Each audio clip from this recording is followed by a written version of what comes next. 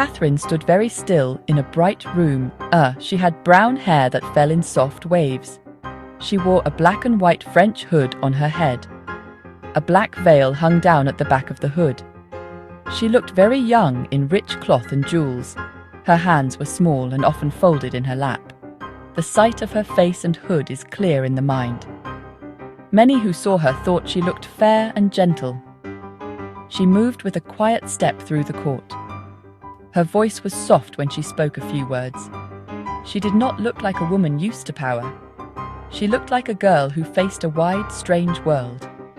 Her eyes could be bright with joy at times. They could also be dark with fear at other times. She stood under the gaze of great men in the court. She tried to keep her small heart at peace. She was not yet old. She was very young by the standards of power. The clothes made her seem older than she felt inside. People spoke of her beauty and her gentle air. They did not always see what she had lived through. Her youth sat lightly on the throne and heavily on her soul. She wore her hood like a small shield at times. At other times the hood seemed to hide her from the world. The image of the black veil stayed with those who looked. Her look was a small, strong image for the story. It is the first thing we see in our mind. Katherine was born in England long ago. Her childhood began without much guard or care. When she was 12, she left her home to learn and sing. A man who taught music came into her life then. His name was Henry VIII. He was older. He drew her away from safety.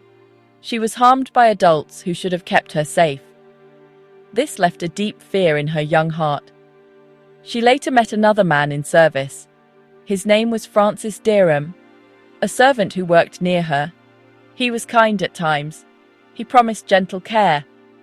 But he too did things that caused her pain and fear. She felt alone after these times of harm and loss. She had few ways to speak of what she felt inside. The memory of those years came back to trouble her. They shaped the shy quiet that many saw in her. Her childhood was not one of calm and safe play. It was one of moving from house to house in small steps. She learned to be guarded with her trust. She learned to be guarded with her speech. She learned to hide pain behind a small smile, or behind a curtsy. Yet she also learned to keep a soft heart for good things. She welcomed clear kindness when it came her way. She often held small hopes in private places of her mind. These hopes were fragile, like flowers behind a fence. The harm she carried was a quiet part of her story. It did not form the whole of what she became. It stayed with her in sudden moments of fear or shame. It returned in memory when the court grew cold and loud. She did not tell many what had happened in those early years. She kept that part of herself hidden beneath the hood and veil. But the past could reach out and change her future. When she was 16, she went to live at a Tudor castle. The castle had tall walls and many bright rooms. It held a king who moved with great power and pride. That king was Henry VIII, strong and commanding. He looked upon many fair women in his day. When he saw Katherine, he felt his heart quicken. He gave her gifts and words that warmed her like sun. The king's favour made her life turn in a new way. Anne of Cleves was there at that time too. Anne had orange hair that shone like a small fire. She wore a round red cap called a sticklechin on her head. She spoke to Katherine with kind and soft words. Anne's gentle manner made the palace feel less sharp. She treated Katherine with ease and a warm hand. Her small kindness stood out in a place of stern faces. That kindness fed a small comfort in Katherine's days. The king's gifts were bright and many to behold. He sent cloth, gold, and words that named her fair. She moved in a circle of light and royal care. But light in a court can be thin and quick to fade.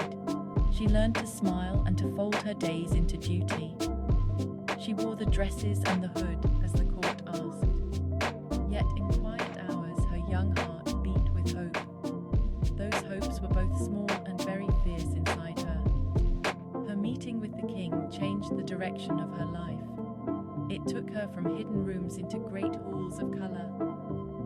It placed a small girl before the wide eyes of the kingdom. It brought her both honour and a larger kind of fear. She could not know how far the change would go. She could not know how the old pain might return. She stood in a new light, both praised and watched. She faced a future that blurred joy and danger together. In 1540, the king parted from Anne of Cleves. The marriage to Anne ended. The court moved fast. Henry then made Catherine his wife in a grand day. She became his fifth queen in a swirl of silk. She was very young to wear such heavy things. The crown sat on a head still soft with recent hurts. The court watched as a new queen took up her place. Some cheered. Some watched with caution and stillness. In the palace, Catherine met a man named Thomas Culpeper. He came often to the king's rooms to the court halls. They found small moments to speak with lowered voices. They shared brief kisses, short times of comfort. These secret meetings warmed her on cold days in court. They felt like small havens where she could breathe and smile. But the palace had many eyes that remembered all things. Secrets in a royal house are like sparks near dry straw. Her love for Thomas was quiet and deep in its care. It gave her a human warmth she had not often known. It also made her life more fraught with hidden danger. The tender moments were small islands in stormy seas. She held his hand and found that she could be brave. She also felt ashamed when the court spoke of duty and law. The two feelings sat together in her chest for a time. They pulled her toward joy and toward a fearful hush. The palace life gave her both gifts and heavy weight. She wore the French hood and the veil with practiced grace. She walked in the rooms where music met and power met. She carried a small private life beneath the grand show.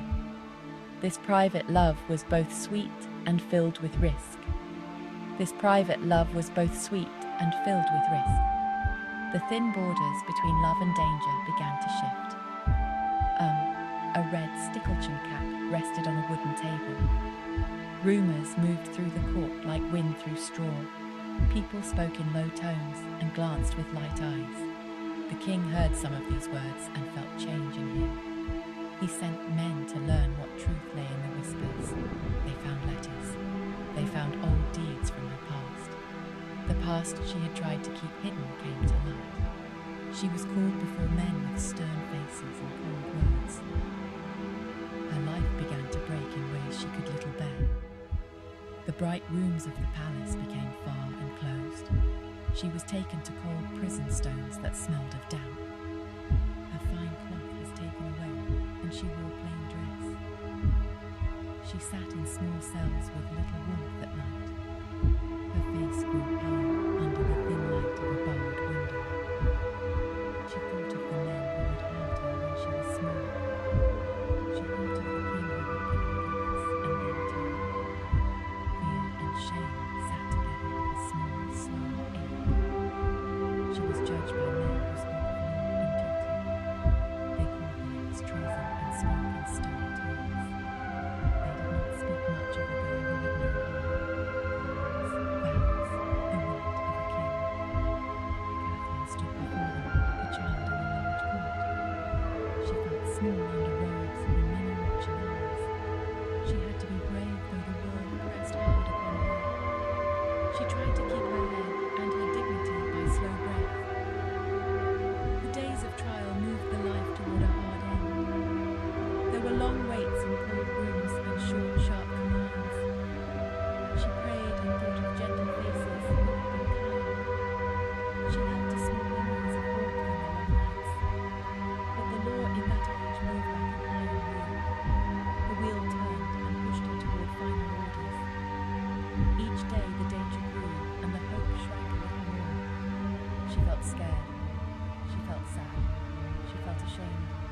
And sometimes very brave. Well, prison stones and a small barred window with pale light. The year was 1542 when the end drew near. She walked with small steps to a place of wood and stone. Her hands trembled, but she kept a steady face to look brave. She knelt upon cold floor and bowed her bent head. The block was low, and the crowd held a heavy hush. For one slow moment, the world seemed to stop and wait. Then the axe rose up, and the air seemed to freeze a breath. A sharp sound came, and the small life was ended there. The fall of the axe was a sudden end to a long thread. A white rose fell from a hand or a dress in the crowd. It landed on the cold stones, and the dust rose a little. The small white bloom lay there in terrible quiet. Her body was taken to a place of tall walls and towers. There she was laid to rest beneath the grey sky. The Tower of London held her last sleep in its shadow. Many names and many graves sit under its old stones. Her life seemed short and very full of changing things. She had been loved. She had been used. She had been hurt. She had worn fine hoods, veils, kneeling in great halls. She had been a small queen in a world of large commands. At the end she lay quiet, with a pale face and closed eyes. The white rose on the stone kept the simple shape of loss. Her tomb is among many in the tower's long story. Her name rests in a hall of memory and small sorrow. We can see a young head under a French hood and think. We can feel shock at a life that met such a hard end.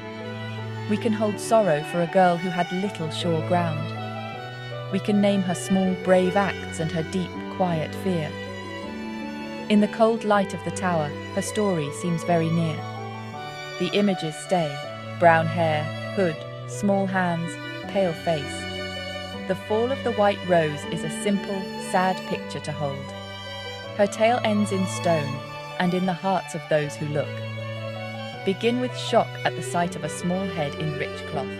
Let the image of brown hair and a black and white hood strike first. Then move the mind to the softer place of sorrow and care. Think of a young life that knew gifts and hard harms. She was scared, sad, ashamed, brave at times. Do not cast harsh blame, but see the girl under the crown. Small hands, prison stones, pale face. White rose falling, the last clear image you keep. This tale asks us to feel for a human being of the past. Hold beauty and pain in the same view. Remember the child beneath silk and beneath gold. Keep simple words and steady breath when we think. The court, bright and loud. The tower, cold and still. Sudden shock to long, slow sorrow. Axe stone white, rose grave. We close with a gentle wish that such young lives be seen.